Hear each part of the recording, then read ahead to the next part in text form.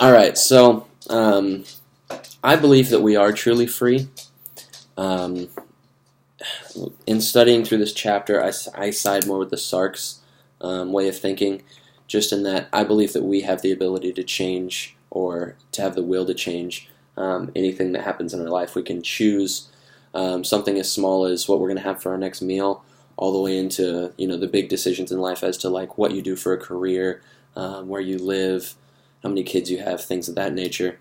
Um, and so it kind of I believe that because to think that everything's predetermined or that we only have the illusion of having agency, to me, just seems kind of bleak and almost pointless.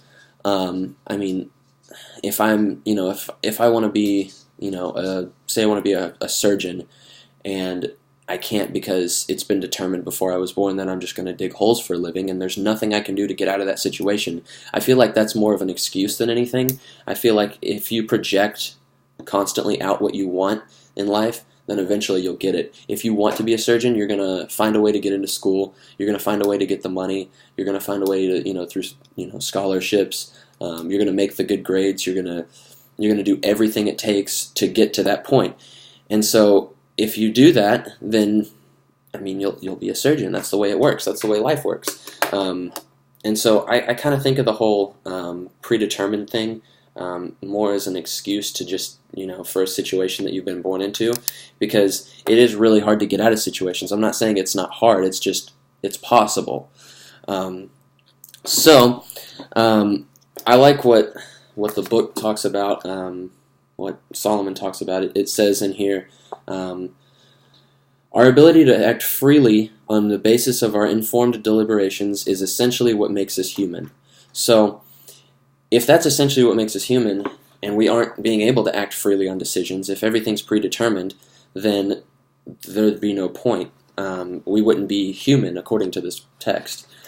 And that kind of leads me off into my next section here, which is the second question that was asked, and that is freedom compatible with foreknowledge? In looking at it, to start off, I thought that it was not. It didn't seem to make a lot of sense to me. How can someone that knows what the future is going to hold, give free will? How does that make sense? But in thinking about it, if there is a God, and God has the ability to have foreknowledge, to know everything, then he's omnipotent. So if he's omnipotent, then he knows the outcome of every single situation that's ever going to happen. And so if he knows every single situation that's ever going to happen, then he'll still know the future regardless of what your choices have. So you still have the ability to have free will. You can still choose whatever you want, because regardless of what all the choices are in the world, he's going to know the outcome of every single choice made by every single individual ever. And so that makes me think that yes, we are free, and I also believe that foreknowledge is compatible with freedom.